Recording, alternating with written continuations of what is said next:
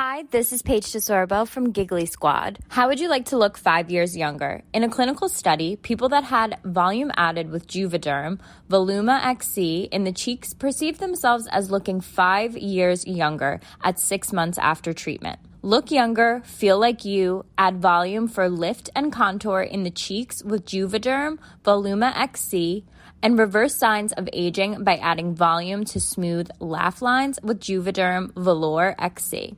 For important safety information and to find a licensed specialist, visit Juvederm.com. That's JUVEDERM.com. Not for people with severe allergic reactions, allergies to lidocaine, or the proteins used in Juvederm. Common side effects include injection site, redness, swelling, pain, tenderness, firmness, lumps, bumps, bruising, discoloration, or itching. There's a risk of unintentional injection into a blood vessel, which can cause vision abnormalities, blindness, stroke, temporary scabs, or scarring. Talk to a licensed specialist to find out if it's right for you. Hello and welcome to episode number 585 of Smart Podcast Trashy Books. I am Sarah Wendell, and with me is Amanda. And join us. We're going back in time again. We are going back to May 2014 to take a look at the ads and features inside RT Book Reviews magazine. Side trips include Say Yes to the Dress Atlanta, the strange immortality of stock images on book covers, and the importance of alligator fritters in your marketing budget. There will be visual aids on Smart Bitches in the show notes and on Instagram and Tumblr. We're going to be everywhere with how much fun this is. We will also be linking to all of the books that we talk about, so never fear. If you're thinking, I want to read that, well, yeah, we probably do too. We're going to link to all the books we mentioned. Do not worry. Hello and thank you to our Patreon community. Hey, folks.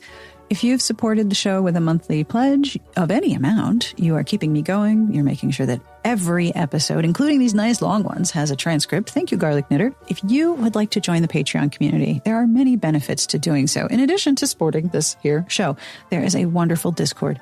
You get to help me develop questions for interviews, and you get full scans, the complete PDF of the Romantic Times magazines that we're talking about. Have a look at patreon.com/smartbitches. It would be so wonderful to have you join us. Support for this episode comes from It's a Fabulous Life by Kelly Farmer. Make the Yuletide gay with It's a Fabulous Life. This sapphic It's a Wonderful Life retelling is filled with holiday cheer, angelic drag queens, adorable rescue dogs, and a little magic. It is a sweet second chance rom-com that Publishers Weekly calls a goodie bag of romance tropes. Bailey George is ready to leave her small town behind on a long-awaited vacation to New York City. When the volunteer who took over the town's Winter Wonderfest has a medical emergency, Bailey finds herself stuck there. Again. Staying home seems slightly less terrible when Bailey runs into her high school crush, Maria Hatcher. Maria quickly offers to help with Winter Wonderfest. Her sunny disposition and holiday cheer perk up Bailey's grinchy feelings about everything.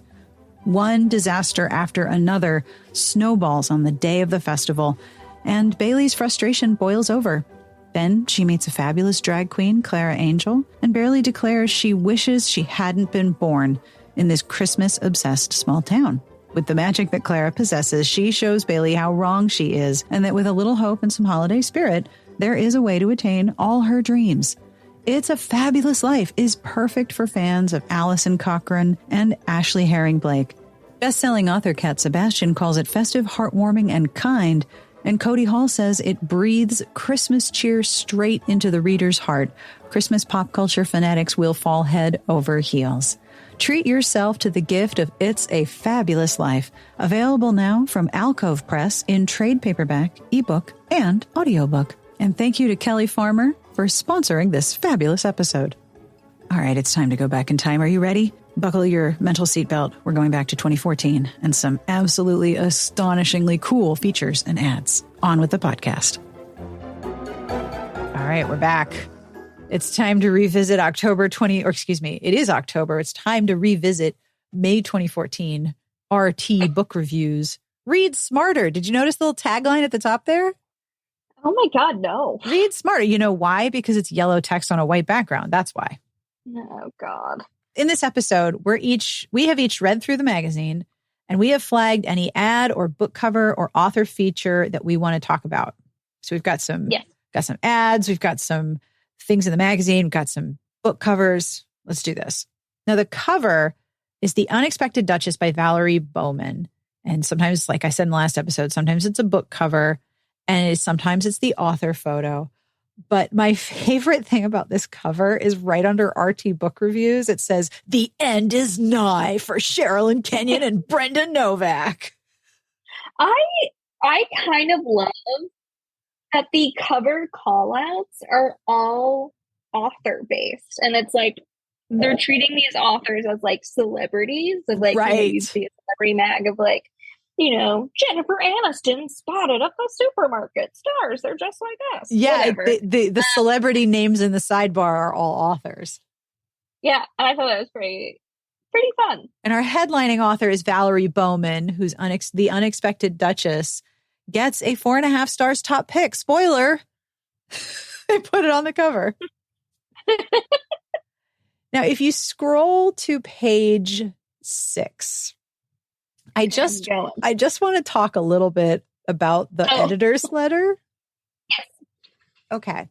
So it's 2/3 of the width of the page, but it's the full length. But at the top is a picture of a woman named Amy Thurlow who passed away in March of 2014. But it doesn't say that she's dead. So when I looked at the cover real quick, or the image real quick, I thought, that doesn't look like Catherine Falk. Who is that? Like, it doesn't say that that's why she's at the top there. So it was very confusing. Well, like, interestingly enough, in the author's letter, or editor's letter, all of the other authors she mentions in her letter, Catherine's letter, are bolded. Yes. But Amy's name, which is mentioned at the very bottom of the letter, is not bolded. No. And I did not read this letter prior to like going through and looking at reviews. And so there is, and I'm skipping ahead a little bit, there is an in memoriam like image graphic on page 84. Yep, there sure is. For Amy, but it lists no other information besides Amy's name and like birth year and death year. Yeah. So as I was scrolling through these reviews, I'm like, wait, what? Who is this person? And then I Googled her. And she wrote a series called Navajo Vampire Mysteries. Oh, hell yeah. Minotaur Books is the other logo. Minotaur, thank you. I could not read that. In Memoriam has nothing. The image has no context on the actual image of like why this person is in the book or in the magazine, like what they're known for. I guess if you're a fan of her writing, like you would already know, but like, yeah, that was jarring for me when I was scrolling through. I'm like, what? Speaking of jarring, this letter is a wild ride before you get to the author part. For sure. So we start off with mentioning of Texas and gardening and what we're putting in the ground, like microlight and compost and pruning and peach blossoms. And then they're going to get some loquats and grapefruit. Like the whole first paragraph is about the garden. Second paragraph, pig roast. They built a whole roasting pit lined with fire pricks, and a chef friend from Houston is preparing everything, including his unique fermented cabbage dish. And then we get to paragraph 3. My latest discovery from the longevity world is grounding. So in case you wanted to live forever, this magazine can help you. We go from gardening to pig roast to pickled cabbage to grounding and longevity. And by the way, here are all the authors in this issue. It's wild. My latest discovery from the longevity world. I just tripped over my own eyeballs when I read that. The longevity world. Okay. What does that even mean? All right. So I am going to attempt to add some audio to this episode. If we scroll down to page 8, the cover feature is about Valerie Bowman. And on page 9, it says that she was on an episode of Say Yes to the Dress Atlanta because she was planning her wedding and she wanted help, finding the dress. So Valerie Bowman was on Say Yes to the Dress Atlanta, which is not a show I have ever watched. I have never watched this show. I found this episode and it's her sister and like a whole, is this normal for Say Yes to the Dress? There's like 10 people there to tell you what you think. Like, there's a whole crowd of people there.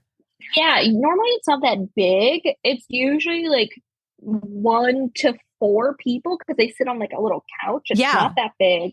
They have like the dress consultant and then the bride. And usually, yes, there are like family members or friends giving opinions. There's always at least one negative Nancy in the group. Yeah, it's her sister, and her sister is like portrayed so terribly. I'm like, did you invite her to the wedding after this? There's always one in a group that's like, that looks bad on you. Yeah, that's part for the course. I've seen Say Yes to the Dress of Atlanta, and I can picture these dress consultants in my head. I know which ones they are. Okay, I'm going to share this. Can you see my screen? That's exactly who I was picturing. All right, I'm going to replay this segment so you can just sort of watch this wild chop, chop, chop editing. So basically, she's come out in a dress, and in the first dress, it was very simple, white, wrapped, like a wrap to the side pattern, very flattering. And she kept saying it was just like what one of her characters would wear. And her sister's like, no, you're not your character. Go back and change. As if she comes out in this very tight thing with a big tulle puffy thing at the bottom. So there's Valerie. Romance novelist Valerie lives through her characters. Lily, I think I wrote her a little bit with myself in mind. And thought by dressing like one, she had penned a quick ending to her bridal story. Oh, it's just so romantic. It's perfect. Oh, not at all. Valerie is the baby of the family. So naturally, she's going to listen to her big sister. Sister's dress is a dropped waist gown with a sparkling beaded bodice and a full ruffled skirt. No! No way. I think this would get edited out of my book. Good. It's bling. It's frou. No. I love it. This dress is definitely taking out of her comfort zone. I really love the first one. So maybe go back in your first love? That's not going to be the case. Nobody can mess with your head like a sister. You can live in a fictional world the rest of the time. And unless Valerie comes up with a character that stands up for herself, she's headed for an unhappy ending. While bride Valerie continues to search for her bestseller. Can you believe that? Okay, so one, I think we need to have Valerie on the podcast to talk about the Say Yes to the Dress episode. I think we do because, my God, the edit her sister got. Holy crap. And two, everyone, and I know like the narrator or the voiceover is making like book puns. Yeah. Yeah, Valerie's making book puns and her sister's making book puns. And I'm like, I'm very curious about the reality TV coaching. Oh, yes. Of like, if you're going to say something, make it a book pun, or like how much coaching there is involved. This had to have been heavily produced because they're all participating in this cruel level of group critique. But that's like wild, right? Oh, 100%. So according to Valerie in this feature, the episode aired in January 2014. It's called Buy the Book. I will link to it in the show notes so you can watch the whole thing. It made me very uncomfortable. And she ended up getting the third dress that she tried on, because I guess that's what you do. You pick the third one that you try on usually in this show. That was my guess, because both of the contestants did in this episode, I think. I feel like, I don't know. They No? usually have like their pick, one of the attendees pick, like the sister or mom, what they want to see the bride in, and then kind of like a middle ground. And I feel like the middle ground is probably picked the most often, but there are people who are like, no, screw you. I'm picking what I want in the first place. Right. That's the part I don't get. Anyway, according to the article, Valerie gave away the dress. It's a Monique Lehoulier dress. And she gave it away to one of her readers after she wore it, because she was like, well, I wore it and I got married, and gowns are meant to be worn and not stuffed away. So I'm asking readers to sign up for my newsletter and send me an email telling me why they'd like the gown, and I will announce the winner. So I'm curious who ended up with Valerie's gown.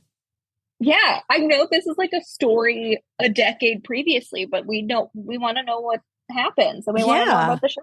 So tell me why you flagged page 11. So page 11 is it's an ad for full page ad. Yeah. Katie Ashley and the Proposition series. But there's like a 4-book series, and these just do look kind of like stock photos. Yes, they scream cover template because the top is just the banner of the title. The bottom is the author name. The middle is New York Times and USA to best-selling author. They're all exactly the same except for the picture. And the 4th book is titled The Party. Oh my God. Oh my God. How did I? They're all P names. They're all P names. And the image is of like this woman in a white button-down shirt, and she's got beautiful beachy waves, and she looks a little mad, and she literally has a man by the hair. Yeah. And is like pushing him away. And he is also in a white button-down shirt. And I'm like, what is happening here? She is shoving him by his hair. Is she checking to see if it's real? Maybe. Is she checking for lice? I don't know. But it's very violent. Aggressive. And I'm like, what? It really is surprisingly aggressive. I'm quite alarmed.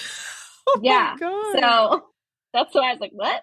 She's throwing him out of the party. She's the bouncer. She's throwing him out. It also reminds me of in like an old TV show when a kid is being bad and they walk them off by their ear. They like grab their ear. It does. That's what it reminds me of. Wow. Yep. Now, page 12 is the article that goes with the cover quote, "The end is nigh."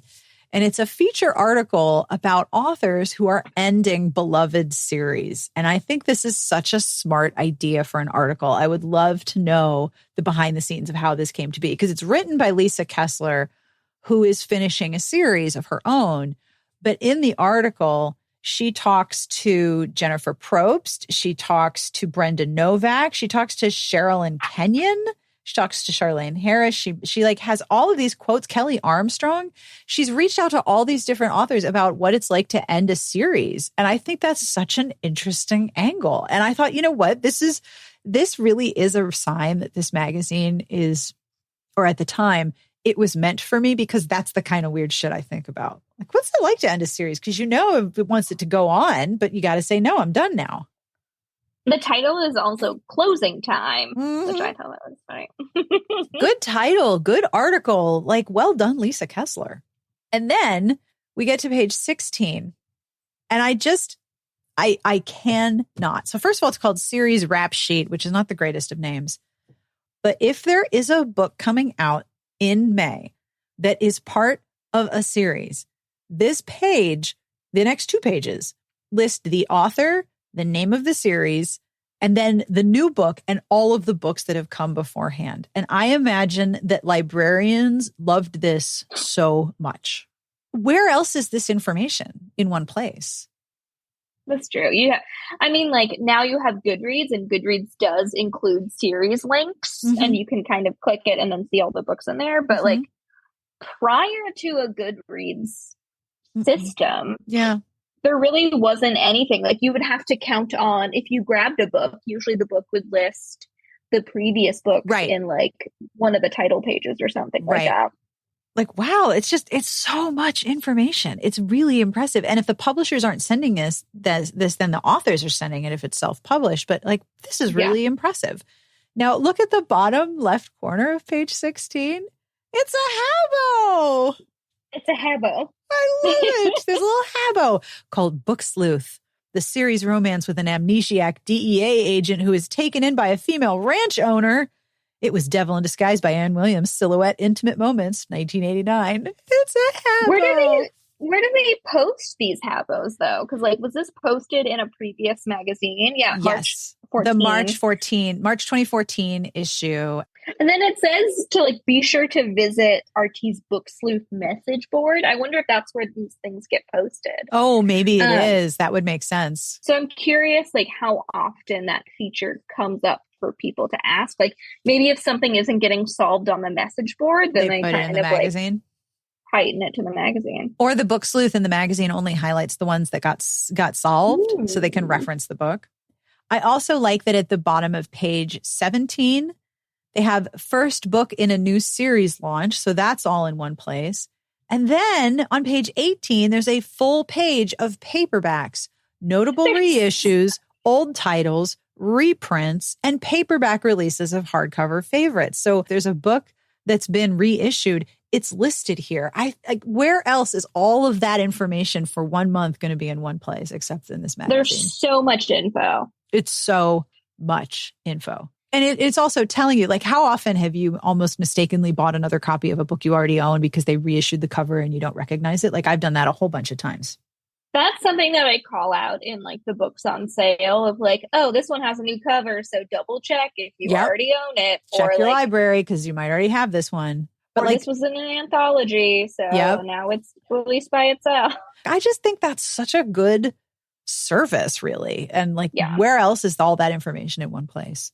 I wanted to look at the ad for Montlake on page number 21. I did not know Montlake was that old. That was exactly what I was thinking. I was so surprised. But do you remember when so many particular contemporary romances had pictures of feet? There were so many pictures of feet and pictures of people holding a hat on their head. There's one on like page 2. The inside cover is an ad for a book with that woman holding on her hat. Like contemporary romance of a very specific flavor was feet and hats. Do you remember that? Yeah. Wild, right? Yeah. I mean, like, cover trends are always so interesting. Especially when you look at all of these covers. Some of these are so basic, like A Husband's Regret by Natasha Anders. Or just one thing by Holly Jacobs on that ad page. It's just like a photo and then you just have color blocks. Yeah, I pasted, I tilted, and I added drop shadow. Done. Thanks. That was good. Yeah. And then you have covers like The Best Medicine and The Place I Belong, and they're beautiful. And I mean, okay, The Best Medicine is feet. It's like 4 feet in a hammock, but I get it. Everyone's wearing white pants and it's a blue sky. But The Place I Belong is one of those super Pinteresty, Instagrammy tablescapes with like lanterns hanging from the trees, and it's all orange and purple. Like it's like you could see that on Instagram now, and somebody would be like, "Oh, nice dinner party." My concern is though, all that food outside. You got to be kidding me. There's going to be bugs in a second. They don't have any nets over it. No, lamps. It's so true. Then I wanted to call your attention to page 23. There is a profile of Anne Tonino. And Anne Tonino wrote a pretty popular early male romance called Frat Boy and Toppy, which I remember people talking about. Yep. In the article, Anne talks about her X-rated crochet. And her X-rated crochet patterns are still on her website. If you would like to crochet a penis, Anne Tonino has patterns for you, and I will link to them. And I just think that's so great. You're in luck. Yeah, I think it's just so great. Also, it taps really directly into that time where all of the MM covers were butts and hair gel. Yep. I think I mentioned that. I was like, yep, this reminds me a lot of these kind of like silly, goofy. They were all like this. Oh, yeah. That was your comment. I had the same thought, like, oh, yep, butts.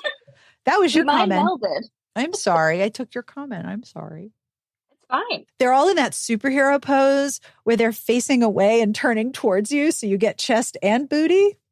Yep. They're looking back at it. Yep. They have to check that it's there. Yeah. Make sure it doesn't disappear. I just love that in the author photo too, Anne Tonino is crocheting. Like she has just started a red penis in this issue. That's so great.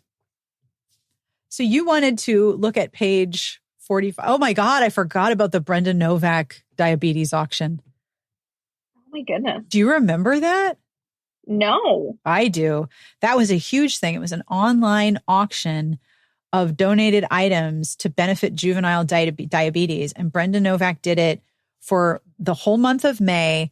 This was the 10th year. So it had been going on 10 years. And I think she raised like a couple $1 million for juvenile diabetes. Wow. Yeah, it was impressive. It was the big, like, if you look at the big charity auctions that happen now, Brenda Novak was one of the pioneers of that in the romance community. Wow. Yeah. So what did you want to flag?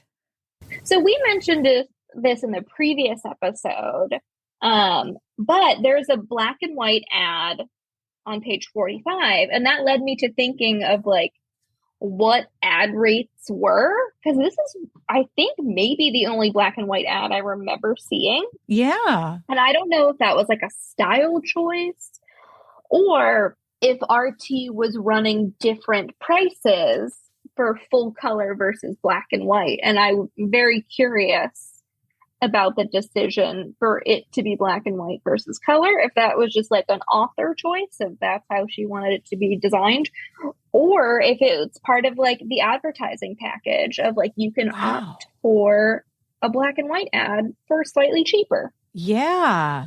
That's a really good question, because on this page, the border, it's part of Teen Scene. The border is purple.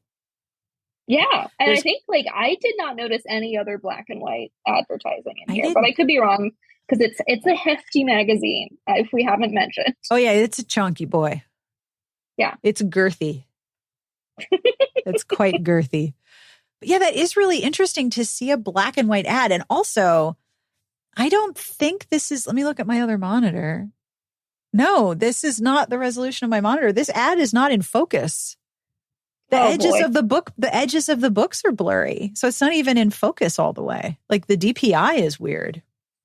No. Wow. It could just be that's just how it is. Poorly designed ad. But if you look at the sharpness of the text compared to the text in the ad, so the text of the reviews and the text in the ad, text in the ad is super muddy. Like it's really out of focus. That is really interesting. You're right. I do want to know. I want to know what the costs were. Because like for ads on the site, do people send what they want the ad to look like, or do you design it to fit sort of like the dimensions and stuff we need for like the sidebar? Oh, both. Okay. A lot of the times I design the ads because the author doesn't have a designer. And also I do design as an add-on, and I'm so used to doing it that I don't charge very much. I do the desktop and the mobile platform size, and it's 400 by 600 for the desktop. And most of the time that's a book cover. So sometimes people just send me their book cover. Sometimes people have an ad. Sometimes they have the frames of the ad and they want me to animate it for them, which is no big deal. Sometimes I design them. Like there's an ad right now running for Molly Malloy and the Angel of Death. And I designed that one because Maria Vale wanted to make it clear, as we talked about in our episode, that it wasn't a romance. And I think I said something like in the timeless tradition of a knight in shining armor. Like this is the kind of book we're talking about here. So sometimes I design them and sometimes they're sent to me, but they have to conform to the size or I have to resize them. So if this person just said, this is the ad that I have and it was black and white, then that's probably what they went with. Yeah, but I also, we don't know maybe if they had an in-house designer who worked with people, or it's like send it. Here is sort of, here's the dimensions and stuff, the specifications we need depending on the ad you're running. Yeah. We want to know more about how the sausage is made here. I bet we can find out. Now, if you look at page 56 and 57, this is in the inspirational section. And every model on these covers has gorgeous hair, like absolutely. It's the same publisher. It's all Revell, and they all have gorgeous hair. It's all beautiful. There's no frizz. It's like wavy and perfect, and it is so just infuriating. Yeah, I mean, like the closer to Christ, the better the hair. Is that what I'm learning? Apparently, the higher the hair, the closer to God, but the less frizz, the closer you are to Jesus. Although dude on a place in his heart has some frizz, she has perfect hair.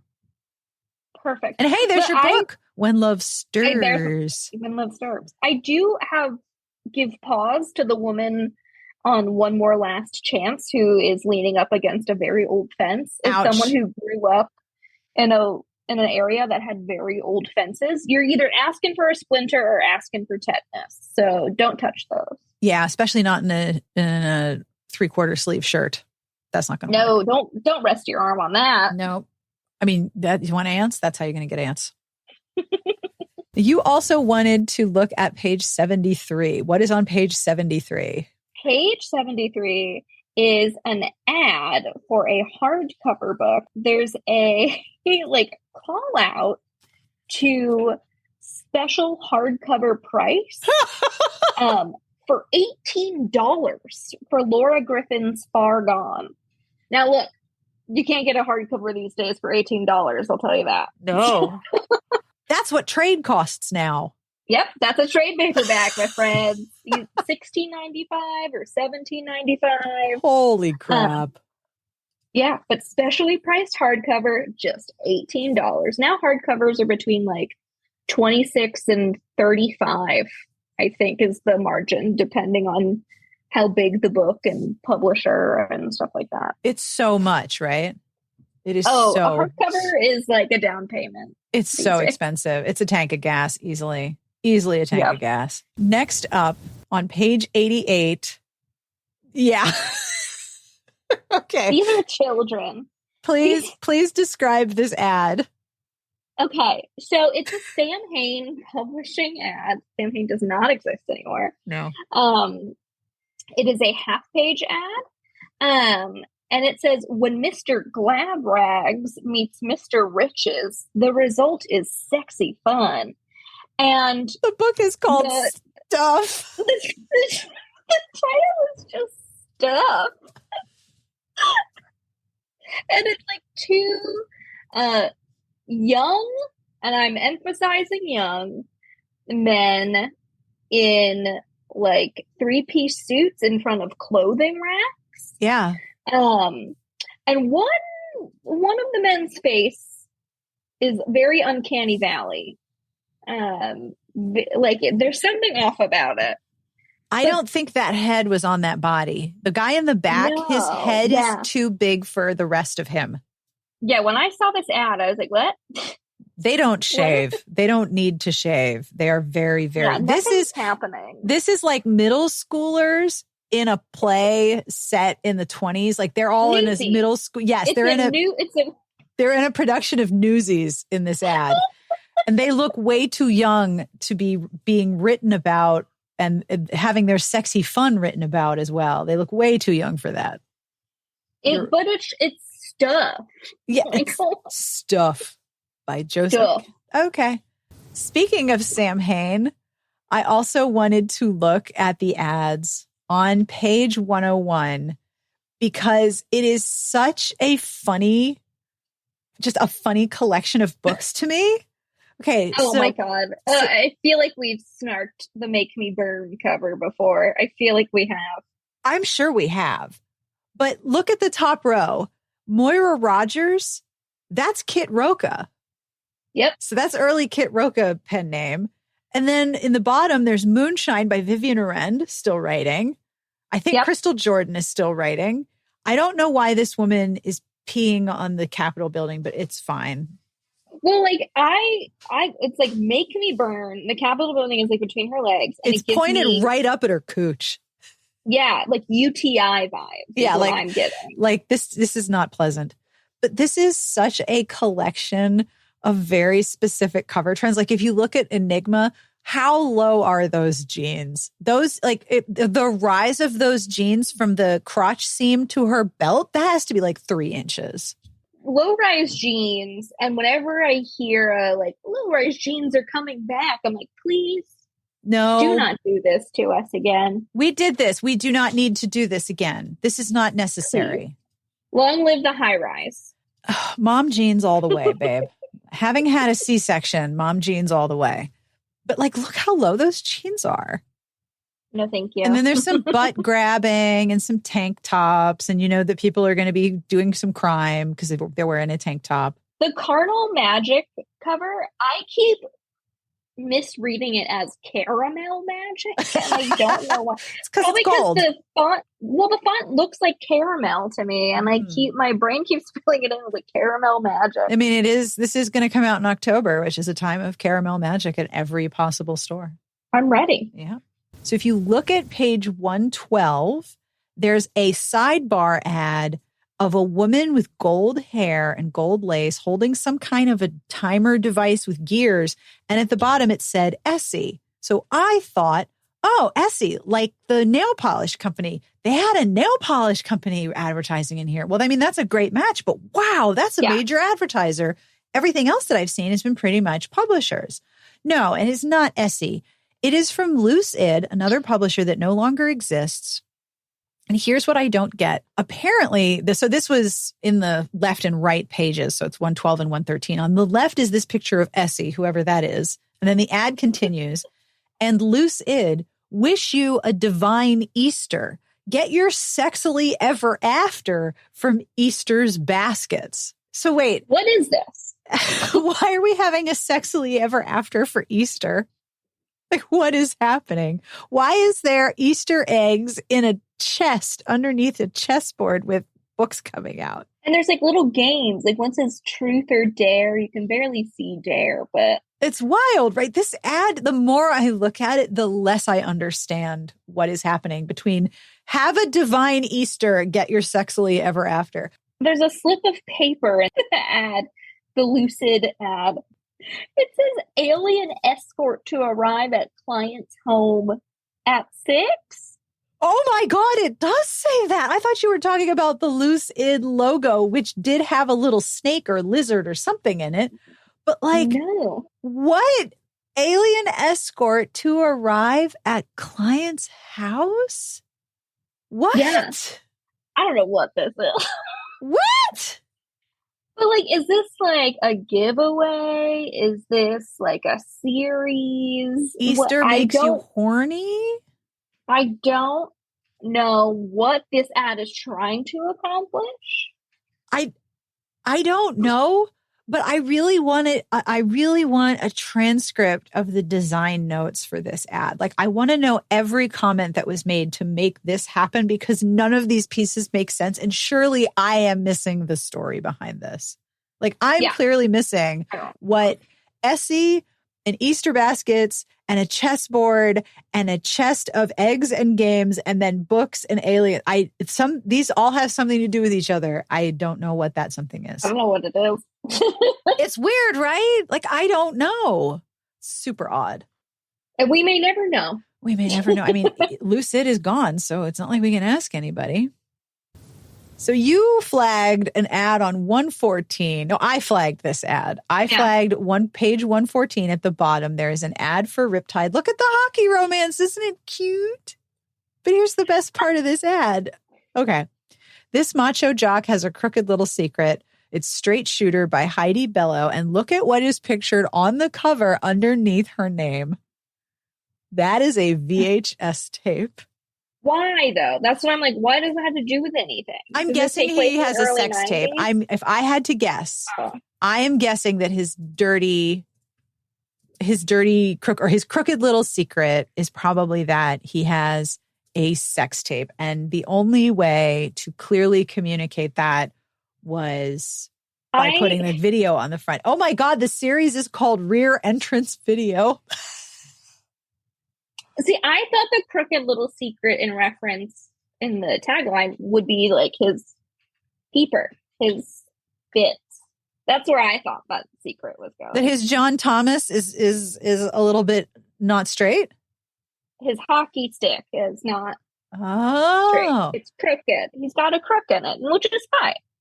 But also, can we talk about how, like, it shows other books in the series, and one has like a teacher's pet straight A student. Yeah. And the title is called Apple Polisher, which does not roll off the tongue.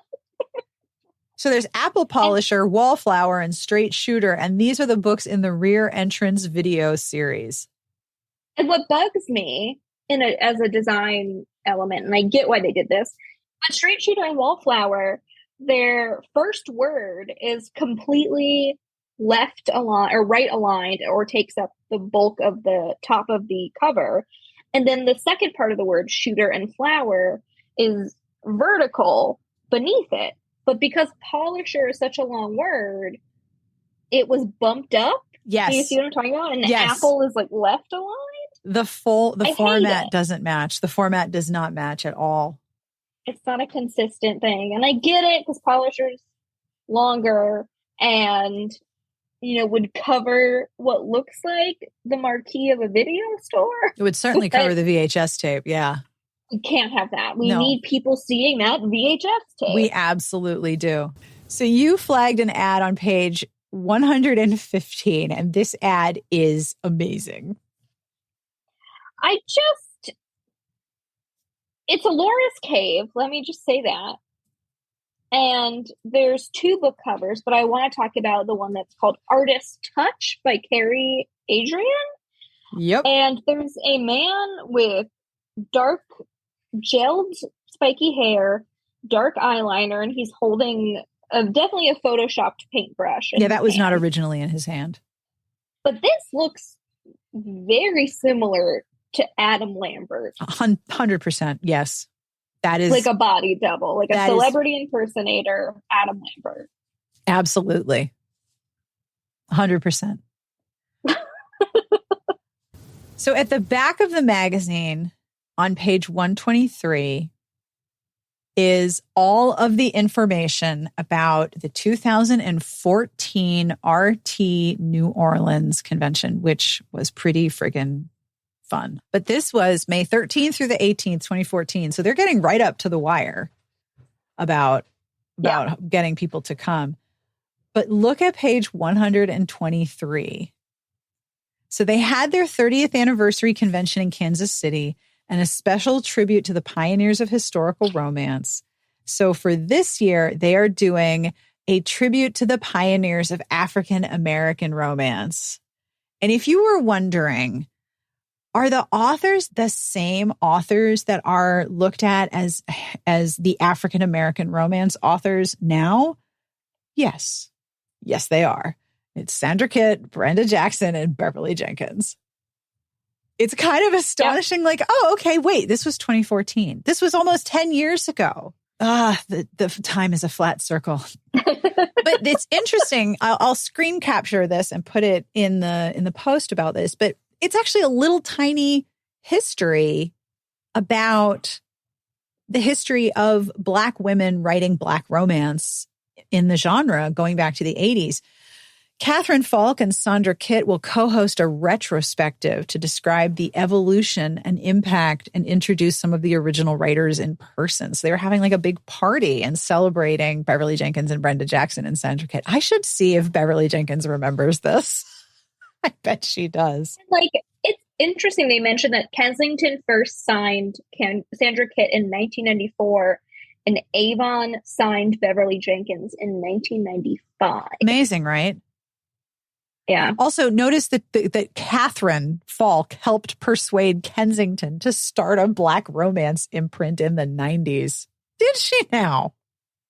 Oh my God. So it also mentions that Sandra Kitt was the first Black writer to publish with Harlequin in 1984, although she only wrote books with Caucasian characters because a market for characters of color had not been established. Bullshit. Oh, boy. So prior to 1984, people didn't want to read about Black people. What in the hell? On one hand, it's like, wow, this is a really interesting tiny snapshot of history, but I don't think this history is entirely accurate. Yeah. Wow. Amazing, right? I would agree. So then we move into other features about the conference. And one thing I do remember hearing was that Romantic Times, the conference, made a lot of money. It was a massive moneymaker for the RT umbrella. And a lot of the magazine, I believe, was trying to drive people to come to the conference because that was a much more profitable enterprise. I mean, which makes sense. Hospitality is going to have a much better margin of revenue and profit over, say, a publication. But still, this is like 5 pages. My favorite thing about this, did you see the savory stations on the menu? Yeah, there was like, they would set up food stations at the conference and it would be sponsored by publishers. Yes. So you'd be eating jambalaya sponsored by Gallery and Pocketbook. So basically, do you remember the fairy balls? I remember talking to an author about this. So this is anecdata. I don't have documentation for this, although I'm sure it's not very difficult to find. But remember the fairy ball, and there was the Sealy court and the unsealy court, and it was like 20 authors on each side. They were paying for that. They were paying for the food. They were paying for everything happening there. They were signing up to underwrite the cost of all of that and the cost of participating at that level. So say it was like $5,000 to contribute to this fairy ball. Then you were a member of one of the other courts and you had like a role at the ball, but you were paying for that, everything you were paying for. So RT is hosting the Mardi Gras World Carnival and a Big Easy Feast. And there's going to be a float and there's going to be a parade. And then there's going to be 10 food stations. And this just made me laugh so hard. So RT Book Reviews is sponsoring the red beans and rice. Okay. Then Alora's Cave was sponsoring crawfish etouffee over rice. Gallery and Pocket was sponsoring sausage jambalaya. Sourcebooks was sponsoring alligator fritters. I don't know why that tickles me so much. Alligator fritters. Tor Forge and Tortine were sponsoring shrimp and grits, and I would have been living at that station. Totally Bound, which I don't believe exists anymore, sponsored the andouille sausage and chicken gumbo, and Sam Hain sponsored the beignets. Again, I would be at that station next. Forever sponsored bread pudding. Kensington sponsored Bananas Foster, and Random House sponsored sweet pecan pralines. So there's just like so each publisher has a food, and I find this so funny. Can you imagine like when they're sitting at like a budgeting meeting or something like that, or like an outreach meeting of like, what are we doing for publicity or like marketing? They're like, well, we've got $5,000 to serve alligator fritters. Or like, what? Like, we're sponsoring the alligator fritter. And the language of RT, the magazine, it's a very specific kind of PR language that I don't see. Alligator fritters will be the talk of the night, as many will try this delicious delicacy for the very first time.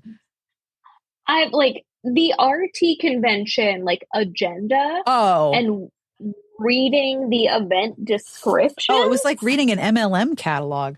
What, like some of these events I remember and being like, what? A lot of exclamation points. We're going to do what? A lot of cliches. And then this one, in this particular issue, there's Thursday night is the Sam Hain Saints and Sinners party, which means that Sam Hain was underwriting the cost of the whole party. Like that's a big thing. But then they're also going to have raffles. They're going to give away e-readers. They're going to give away gift cards, like all of that. The amount of money publishers had to spend on this stuff. It's amazing, right? Because if you think about it, like I've hosted events at a hotel, even for like breakfast, to get the hotel to give you a pot of coffee is like $85. The markup on food and beverage in a hotel is one of the ways they make a lot of money. And this, for example, that's just Heather Graham underwriting that whole thing. Like when I went to Pittsburgh and there was a hanging on stage with a tripwire and everything, that was her family and her theater company underwriting the cost of all of that. And it had to have been so much money. Yeah. And then you look at like publishing now and it's like, hi, would you sponsor the crawfish etouffee? No. No. How about shrimp and grits? Also like, sorry, union workers, you can't get a fair contract. Yeah, we can't give you a fair contract because we need to sponsor the gumbo. Like, what?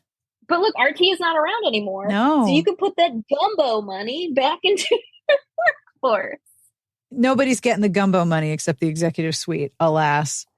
And what's wild is that I cannot stop thinking about this. Catherine Falk got up in front of everybody and said, I'm done. No more conference, no more magazine. We're done. And she just put it down and walked away. Like, wow.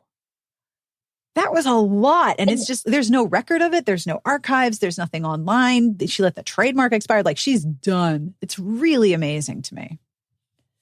Yeah. I'm honestly, I mean, yes and no, I'm surprised where it's like, this seemed to have been doing well. And like, even the last conference we attended seemed to be well attended. That was it. Was that Reno was the last one? Yeah. Reno was the last one, I think. I think it was Reno. Yeah. Reno was the last one. Because then Book Lovers Con started, and that the first year for that was in New Orleans.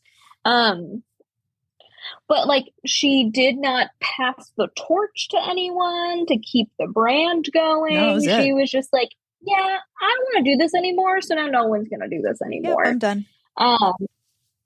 But I can see like some people getting attached to a brand they've built and maybe not wanting to relinquish that brand to someone else.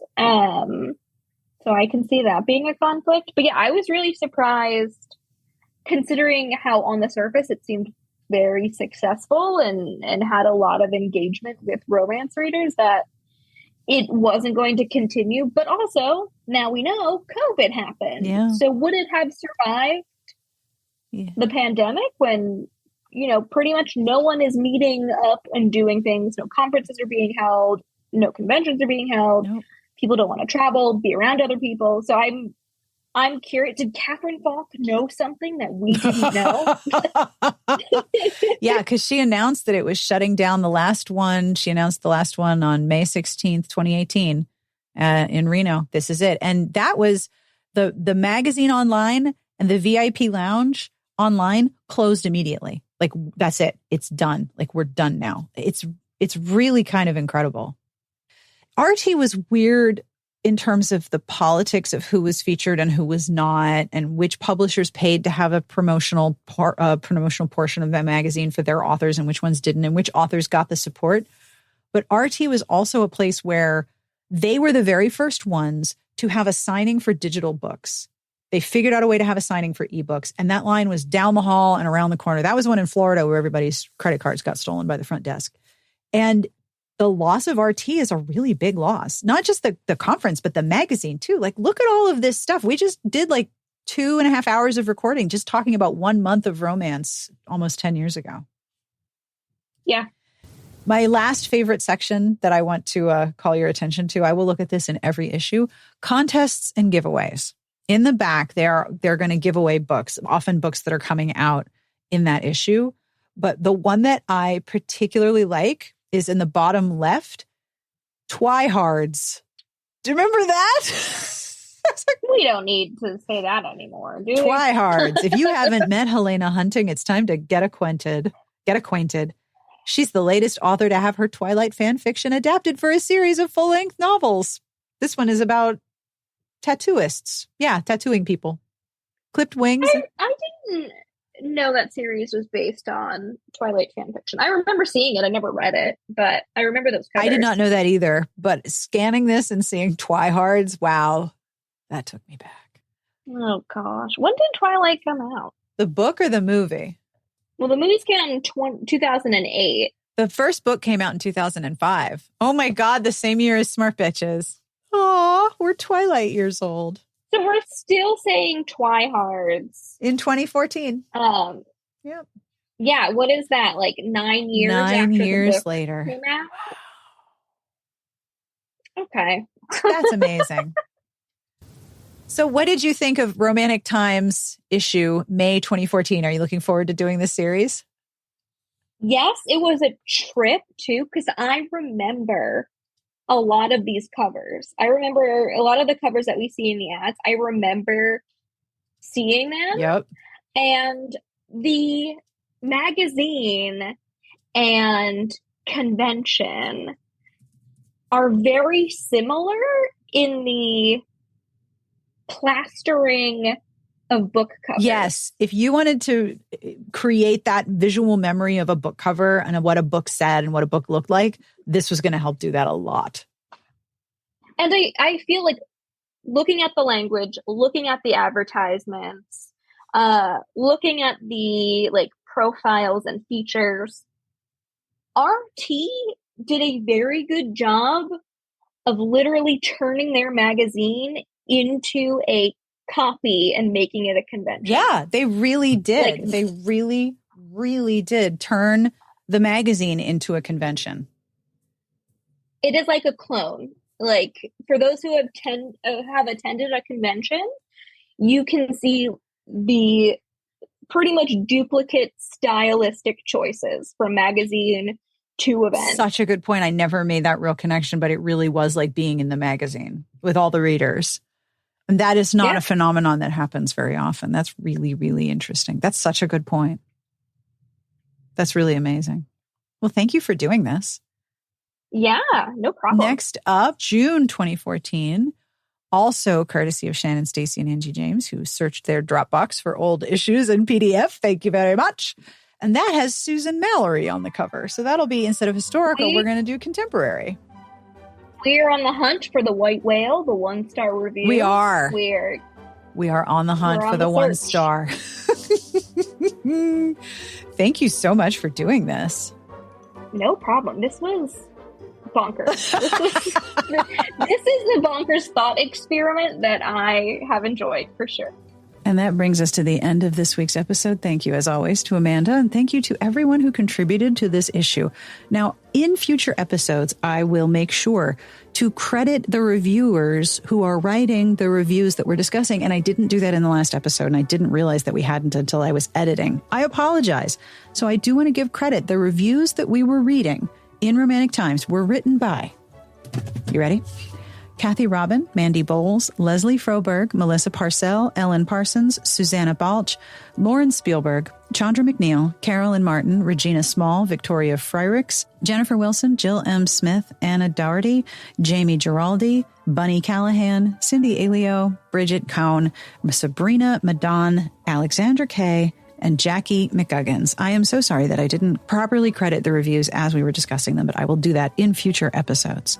I will also be linking to the X-rated crochet gallery because I would never not do that. And I will link to the episode of Say Yes to the Dress right when Valerie shows. Plus, she has agreed to come on the podcast, so we're going to talk to her about what it was like to be on Say Yes to the Dress Atlanta and ask lots and lots of nosy questions. This is going to be so much fun. I always end with a terrible joke, and this joke comes from Cylin by way of Tumblr, which you know that I love. All right, math nerds, get ready. Did you hear the Fibonacci joke? No? You didn't hear the Fibonacci joke? Well, it's as bad as the last 2 jokes you've heard combined. Yay, math nerd humor! Math nerd humor. That one generated a very loud from the family, so I know it's a good one. On behalf of everyone here, we wish you the very best of reading. Have a wonderful weekend, and we will see you back here next week. Smart Podcast Trashy Books is part of the Frolic Podcast Network. You can find outstanding podcasts to subscribe to at frolic.media/podcasts. Oh, if you have issues of Romantic Times, please get in touch with me.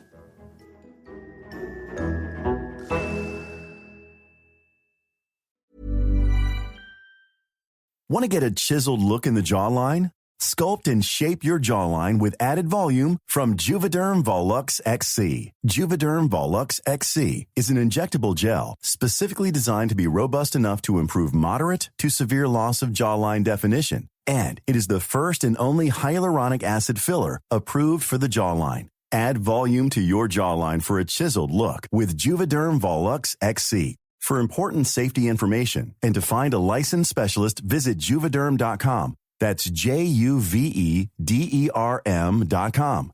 Not for people with severe allergic reactions, allergies to lidocaine, or the proteins used in Juvederm. Common side effects include injection site redness, swelling, pain, tenderness, firmness, lumps, bumps, bruising, discoloration, or itching. There's a risk of unintentional injection into a blood vessel, which can cause vision abnormalities, blindness, stroke, temporary scabs, or scarring. Visit Juvederm.com. That's Juvederm.com.